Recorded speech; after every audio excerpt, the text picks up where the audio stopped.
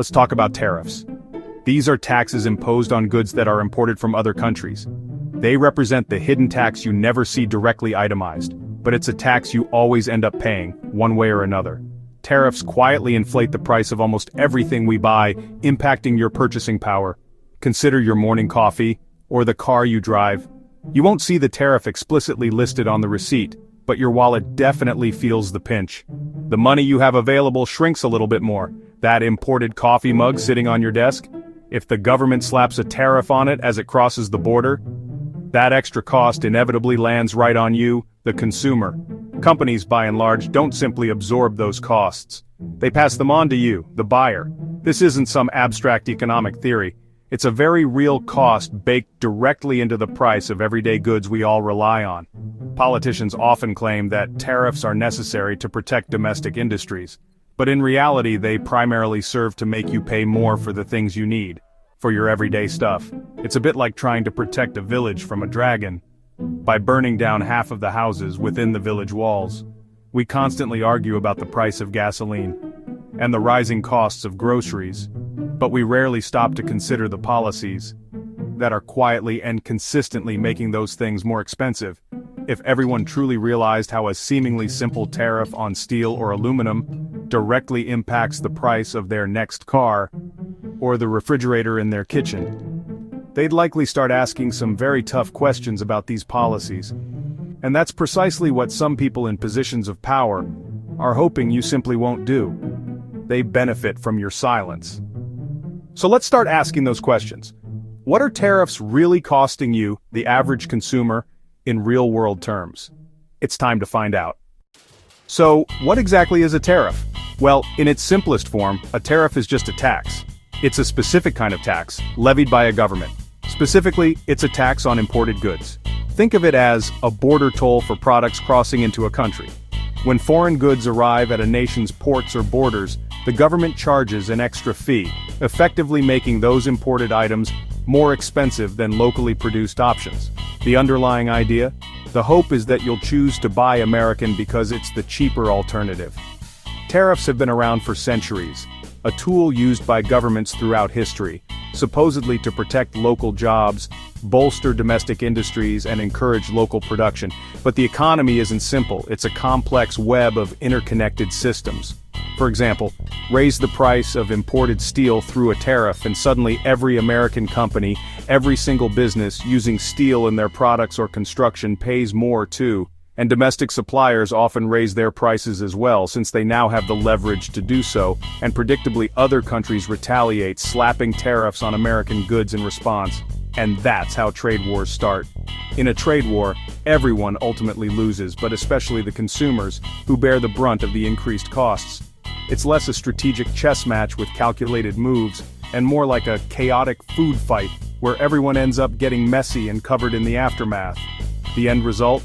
Higher prices for everyday goods, fewer choices available on the shelves, and a whole lot of confusion about what's really going on. So, in the end, who really wins in this scenario? Picture a family-owned washing machine company in Ohio. They rely on affordable parts from overseas to keep prices low and workers employed. A new tariff on imported components suddenly spikes their costs. Do they eat the loss and risk layoffs, or raise prices and lose customers? This isn't hypothetical, it happened when tariffs hit steel and electronics in 2018. Companies across the country faced higher costs, layoffs, and even shutdowns. Meanwhile, countries hit by tariffs retaliated, hurting American farmers and exporters. A policy meant to help one industry ends up hurting many others. The ripple effects are real, and they land in your shopping cart. Tariffs don't just target foreign companies, they hit home. So, with all the downsides, the complexities, and the potential for economic disruption, why do tariffs stick around, stubbornly refusing to disappear from the global stage? What forces keep them alive?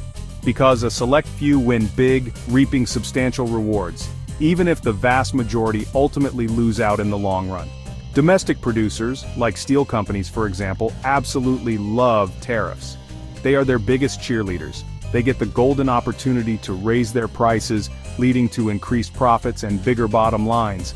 Politicians, eager to showcase economic growth, point to new jobs created or factories being built, and they proudly call it a win for their constituents and the nation. But the costs, the negative consequences, are spread incredibly thin across a wide population. 50 cents more here on one product, $50 more there on another, it adds up. So, most people simply don't notice the incremental increases, or they don't feel empowered to protest against them. The benefits of tariffs are loudly proclaimed and highly visible, attracting attention and praise, while the costs remain silent, hidden, and seemingly everywhere, impacting everyone in small but cumulative ways. It's a classic shell game, a deceptive maneuver, where you privatize the gains, allowing specific entities to benefit immensely, and socialize the losses, spreading the burden across the entire population.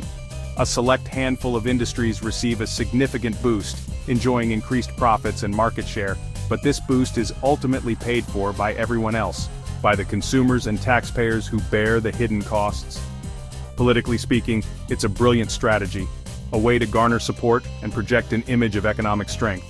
Economically, however, it's highly questionable, a practice that can lead to inefficiencies and distortions in the market.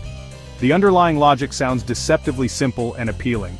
Help our guys, give them an advantage, and hurt theirs, weakening the competition. But the real story, the full picture, is far messier and more complicated than that. And what about those hidden costs, the ones that are rarely discussed? Well, they're quietly but surely coming straight out of your pocket, impacting your personal finances and overall well-being. Tariffs aren't just numbers. They shape your daily life and your budget. They force you to pay more, often without you realizing it.